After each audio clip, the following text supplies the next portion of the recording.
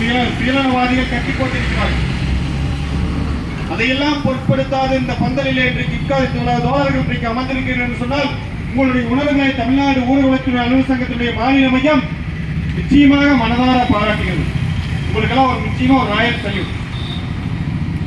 நம்முடைய கோரிக்கை நியாயமானது, நம்முடைய இயக்கம் நியாயமானது.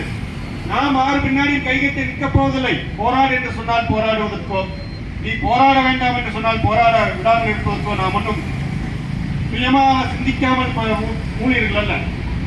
நாம் சுயமான சிந்தனையோடு, சுய சிந்தனையோடு நாம் நம்முடைய கோரிக்கைகளுக்காகத்தான் நாம தான் போராடியாக வேண்டும் என்ற உணர்வோடு பயணித்துக் கொண்டிருக்கிறோம். அந்த வகையில் இன்றைக்கு 21 அந்த கோரிக்கைகள் என்பது நிச்சயமாக இந்த மண்டல தர்ணா போராட்டத்தின் வாயிலாக இந்த மாதம் தள்ளி போயிருக்கு. அடுத்து இந்த மாசத்துல நாம் தர்ணா போராட்டத்தை முடிச்சுட்டு வரணும் மாநிலத்தில் சொல்லிட்டு. இப்ப நிச்சயமா நம்மளுடைய கோரிக்கைகளுக்காக ஒரு கூட்டமரவை ஏற்படுத்தி நிச்சயமா பேசுவோம்.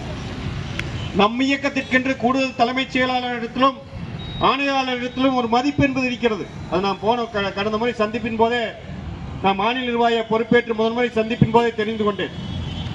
நம்முடைய மாநில தலைவரோ நம்முடைய இயக்கமோ ஒரு கோரிக்கையை வைத்தால் அது நியாயமாக இருக்கும், அது ஊழியர் நலன் சார்ந்ததாக இருக்கும் என்பதை கூடுதல் தலைமைச் செயலாளரும் துறையினுடைய இயக்கமும் தெள்ளத்தில்